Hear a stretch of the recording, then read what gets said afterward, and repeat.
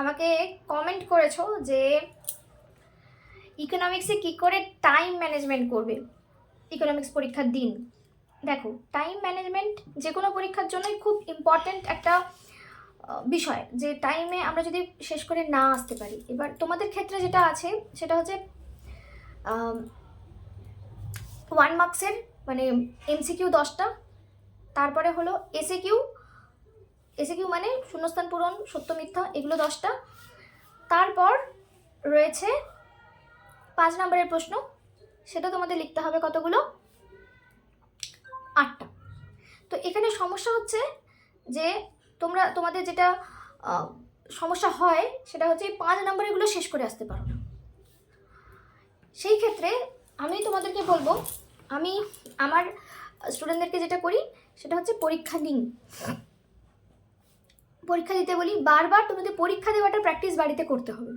এবার সেই পরীক্ষা দেওয়াটা, আচ্ছা, যে বারবার আমাকে মেসেজটা করেছো, আমাকে রিকোয়েস্টটা করেছো, তাকে অনেক থ্যাংক ইউ। প্লাবন বর্মন সম্ভবত তার নাম, সম্ভবত না, প্লাবন বর্মন নামেই আমার কাছে এটা এসেছে, মেসেজটা এই কমেন্টে এসেছে। তো তোমাকে থ্যাংক ইউ মেসেজটা করার জন্য। আমার বেশ কিছু সমস্যার জন্য আমি ভিডিও করে উঠতে পারিনি। তোমাদের সাজেশন ভিডিও আমি কিছুটা রেডি করতে পেরেছি, পুরোটা রেডি করতে পারিনি বলে দিতে পারছি না। তো চেষ্টা করছি চ্যাপ্টার ওয়াইজ দিয়ে দেবার। তো যেটা বলছিলাম যে কী করে টাইম ম্যানেজ করবে, প্রথমত তোমাকে বাড়িতে পরীক্ষা দেওয়ার প্র্যাকটিস করতে হবে। তোমাদের সম্ভবত সিকোয়েন্স থাকে যে এই কোশ্চেনগুলো পরপরই লিখতে হবে, যেই কোশ্চেনগুলোকে পরপর লিখতে হয় সেগুলো প্রথমে তুমি পরপর লিখছো। তারপরে এইটা আমি তোমাদেরকে বলি যে তুমি যদি এরকমভাবে ভাঙো যে প্রথম 90 মিনিট তুমি করছো 1 থেকে 1 মার্কস আর 2 মার্কস, আর শেষ 90 মিনিট তুমি 5 মার্কস করছো। মানে প্রথম 40 নাম্বার তুমি 1 ঘন্টায় করছো, পরের 40 নাম্বার 1 ঘন্টায় করছো। এইটা যদি হয় তাহলে ভুল টাইম ম্যানেজমেন্ট হবে। তার কারণটা হলো যে 2 মার্কস, 1 নাম্বার, 2 নাম্বার এইগুলো লিখতে বেশি সময় লাগবে না, কিন্তু 5 মার্কসগুলো লিখতে যথেষ্ট বেশি সময় লাগবে।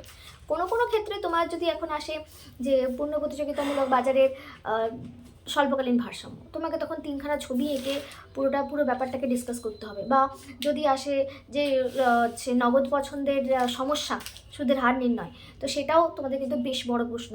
অথবা যদি আসে কেন্দ্রীয় ব্যাংকের ঋণ নিয়ন্ত্রণ পদ্ধতি, এগুলো বড় প্রশ্ন। সবকটা বড় প্রশ্ন এত বড় হয়তো হবে না, কিন্তু এই বেশ কিছু প্রশ্ন আছে এত বড়, তো সেগুলো লিখতে তো সময় লাগবে। তো সেটা লিখতে গিয়ে তোমার বেশি সময় লাগবে। তো তাই জন্য আমি তোমাদেরকে বলবো যে প্রথম আধ ঘন্টা 30 মিনিটস থেকে 45 মিনিটসের মধ্যে তোমাকে শেষ করতে হবে 1 মার্কস 2 মার্কস। 1 মার্কসেরগুলো তো তোমার কোয়েশ্চেন তো কিছুই লিখতে হচ্ছে না, বা কোয়েশ্চেন তো কিছু কোনোটারই লিখতে হবে না, তুমি শুধু ওয়ার্ডগুলো লিখবে, সেন্টেন্স করেও লিখতে হবে না, শুধু ওয়ার্ডগুলো লিখে আসবে যে উত্তরটা কী। এমসিকিউ, এসএকিউ, শূন্যস্থান পূরণ, সত্য মিথ্যা। আচ্ছা, আরেকটা জিনিস মাথায় রাখবে, সত্য মিথ্যার ক্ষেত্রে ঠিক ভুল দিয়েছে না সত্য মিথ্যা দিয়েছে। যদি সত্য মিথ্যা লেখা থাকে তুমি সত্য মিথ্যা লিখবে, আর যদি ঠিক না ভুল বলে তাহলে ঠিক বা ভুল এই শব্দটা লিখবে। তোমাদের হয়তো দেওয়া আছে সত্য মিথ্যা লেখো, তুমি উত্তরটা হয়তো সত্য তুমি লিখে দিয়ে আসলে ঠিক হবে না, কিন্তু যেটা বলা আছে সেটাই লিখবে। আচ্ছা, এই জিনিসগুলো মাথায় রাখবে। দাগ নাম্বার ঠিকভাবে দেবে। এটা আমার এক স্টুডেন্ট প্রচণ্ড ভুল করতো, দাগ নাম্বার ভুলভাল দিয়ে আসতো, নিজের ইচ্ছে মতো দাগ নাম্বার দিত, কিন্তু লিখতো ভালো। তারপরে দাগ নাম্বার কেন জানি না ও ইচ্ছে মতো দিত, তো ওর মার্কসটা আমি জানি না কেন কমেছে। আমার মাঝে মনে হয় যে ও এরকম ভুলভাল করেছে বলে মার্কস কমেছে। এবার শেষ, তার মানে আমাদের আধ ঘন্টা 45 মিনিটের মধ্যে যদি শেষ হয়ে যায়, তাহলে ওইদিকে আমাদের প্রায় 1 ঘন্টা 45 মিনিটের কাছাকাছি, 1 ঘন্টা 15 মিনিটের কাছাকাছি, বা তার থেকেও একটু বেশি, 1.5 ঘন্টার কাছাকাছি তোমার কাছে সময় থাকবে এই পরীক্ষাটা দেবার 5 নম্বরের কোয়েশ্চেনগুলোকে লেখার। 5 নম্বরের কোয়েশ্চেনগুলোর ক্ষেত্রে আমি তোমাদেরকে বলবো যে যেটা বড় প্রশ্ন, মানে মনে হচ্ছে যে মার্কসটা লেখাটা বেশি, যেই প্রশ্নটা লেখাটা বেশি সেই প্রশ্নটাকে আগে ধরবে, তাহলে লেখাটা তাড়াতাড়ি সেটা স্পিডে লিখতে পারবে।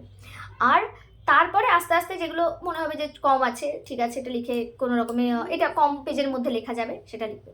আরও যেটা বলার সেটা হচ্ছে যে মার্জিন যখন দেবে, গাদা মার্জিন দেবে না, যে এইদিকে মার্জিন ওইদিকে মার্জিন, ভরে মার্জিন দিয়ে দিলে আর স্যার বা ম্যাডামের কাছ থেকে বারবার পেজ নিচ্ছ, তোমাকে সবাই দেখছে যে তুমি দারুণ তুমি অনেক পেজ লিখছো, অনেক লিখছো, আসলে খাতাটার মাঝখানে লিখছো, একটু করে লিখছো, আর পেজের পর পেজ ভর্তি করে দিচ্ছ। তা কিন্তু করবে না, তাতে তোমার সময় নষ্ট হবে।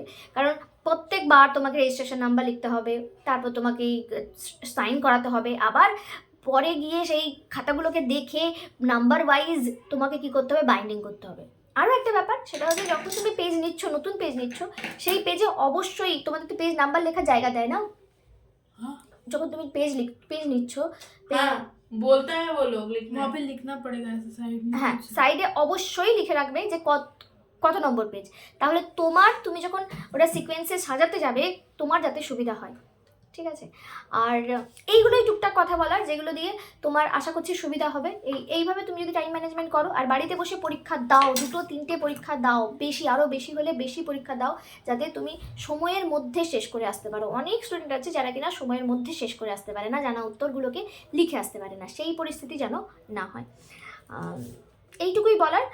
আশা করছি তোমাকে আমি সাহায্য করতে পারলাম। এই ভিডিও তোমার কেমন লাগলো, তোমাদের কেমন লাগলো অবশ্যই জানিও। ভিডিও দেখার জন্য থ্যাংক ইউ।